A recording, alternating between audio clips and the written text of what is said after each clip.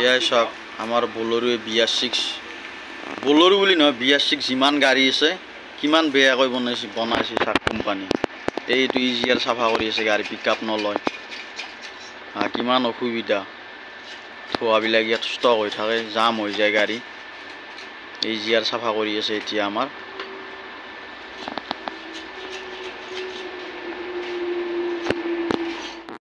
মামতৰ ওয়াৰ্কশপতে easier Bolero BR6 easier পুরা clean করা হয়ে গেল 2-2.5 ঘন্টাতে হয়ে গেল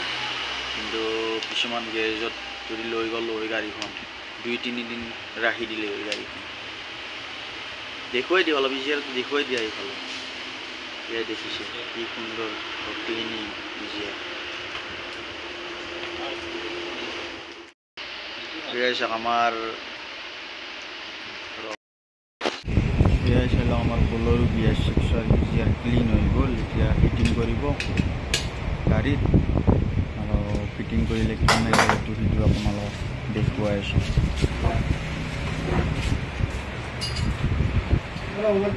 এয়া আমাৰ ইজিয়াৰ ক্লিন হৈ ফিটিং হৈ আছে এতিয়া আপোনালোকক দেখুৱাম গাড়ী ষ্টাৰ্ট কৰি দেখুৱাম কেনেকুৱা হয় চাই লওক ফিটিং কৰি আছে ইজিয়াৰ ষ্টাৰ্ট কৰি দেখুৱাম আপোনালোকক কেনেকুৱা হয় আমার ইজিয়ার ক্লিন করে আমি টেস্ট ড্রাইভ করে আছো বর্তমান সাকসেস গাড়ি প্রবলেম নাই আমার সামছিল সেইদিনাখানি আমার এখেতে করেছে আমার ইজিয়ার ক্লিনটো যে বর্তমান মজা মজা আর আগতে ফিলাপ এনে এক্সেলেটার দিবই নোৱাৰি এতিয়া চাম এই চেক ইঞ্জিনটো হৈছে এইটো এনে কাৰেন্টৰ কাৰণে আহিছে না সংখ্যা বাকী বঢ়িয়া আৰু